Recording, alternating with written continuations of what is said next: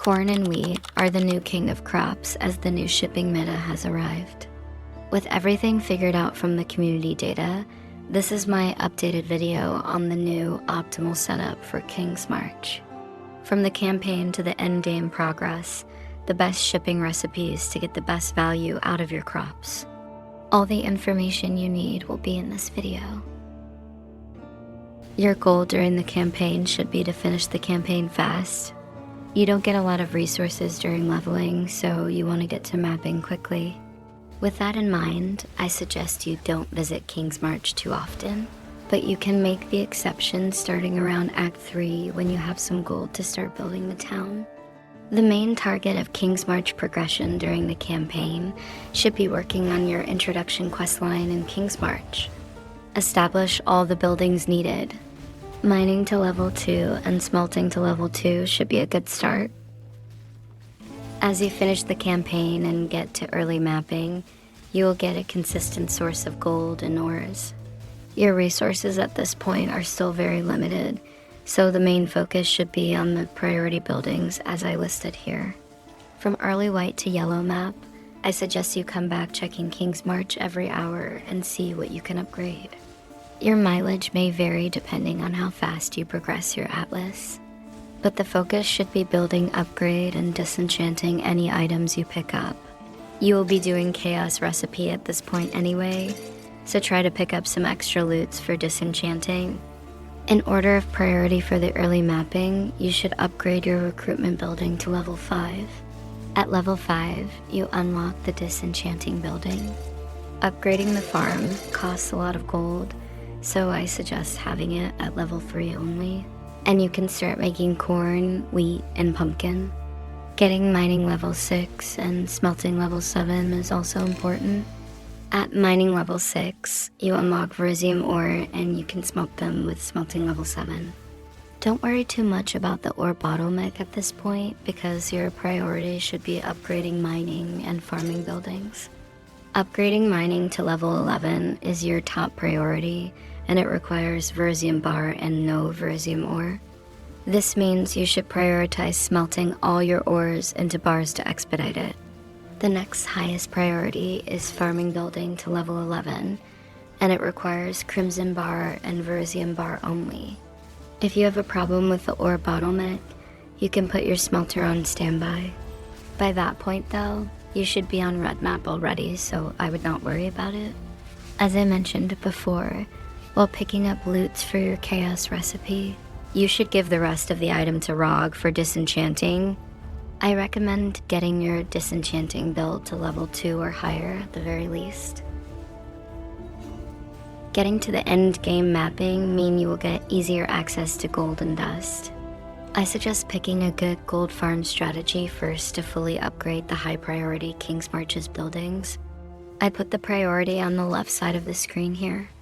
At level 11 mining, you get more gold income per map just by collecting ores, so it's very good. Farming at level 11 gets you 6 plots with bonus adjacent crops to boost the middle plot, so you do want it early. I will talk about the plot setup in the next section. Next is recruitment to level 11, so you can quickly get the best farmers and start stacking those crops. At this point, you should be in red map, so Verzium ore is not as rare. Upgrading recruitment and shipping will require a total of 890 Verzium ore, so you can start saving for those by putting your smelter on standby. For your disenchanting building, keep feeding rare items you got to Rog every hour and try to upgrade it to level 11 as soon as possible. This mostly requires dust, so the bottleneck will be getting those items. To prepare for shipping, slowly upgrade the building and start recruiting high-level sailors to send out your first boat. The mapping device should be upgraded last, and I don't recommend running it until you have a good Kingsmarch farm strategy running. They do provide a lot of currency once you can set it up though, so don't fully neglect it.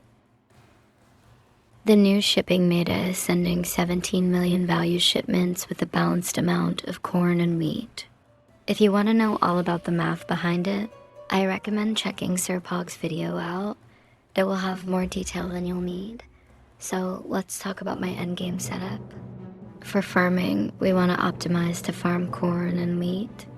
The new optimal setup will be doing 2 corn and 2 wheat in the middle and side plot like this. Then you'll have 1 plot for blue xanthemum and 1 plot for either wheat or corn. The flex plot will mainly be growing corn because corn takes a bit longer to grow than wheat. You should swap them around to try and balance the amount of corn and wheat you have. To quickly show you the other building, I'm running a full team of level 10 disenchanters. A team of 4 level 10 mappers and 2 level 9 mappers. This is because this setup is enough to run my tier 16 8 modded map with 1% risk. Mining and smelting don't matter and pretty much are optional when you're in the late game. For shipping, you want to have your high-level sailors on standby until you send the big shipment. For the small filler shipment, just use your low-level sailors to save gold. Here are the 5 main shipping recipes that I'll use. This will be the exact recipe that I'll do in League if nothing changed. First is the small shipment where I sent 2 Verisium bars and 2 dust to Ribbon Fell. This will give me plenty of scarabs and a chance to get power rune if I'm lucky. The minimum value is 100, so sending 2 Verisium bars will be enough. Don't ask me why I shipped the extra 2 dust.